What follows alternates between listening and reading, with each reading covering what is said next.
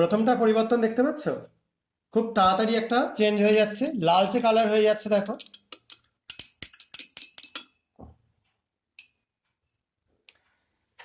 আর এটা এখনো পর্যন্ত কোনো রকম চেঞ্জ কিছু হয়নি।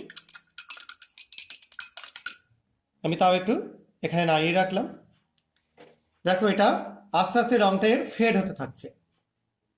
লেবুর রস, তার মধ্যে থাকে অ্যাসকর্বিক অ্যাসিড আর সাইট্রিক অ্যাসিড, এবং এই অ্যাসকর্বিক অ্যাসিড এবং সাইট্রিক অ্যাসিডের প্রভাবে দেখতে পাওয়া যায় কি না, এ স্টেটটা মানে জারণ সংখ্যাটা আস্তে আস্তে পরিবর্তন হয়, এবং এটা দেখো আস্তে আস্তে কমলা থেকে হলুদের দিকে এগিয়ে যাচ্ছে।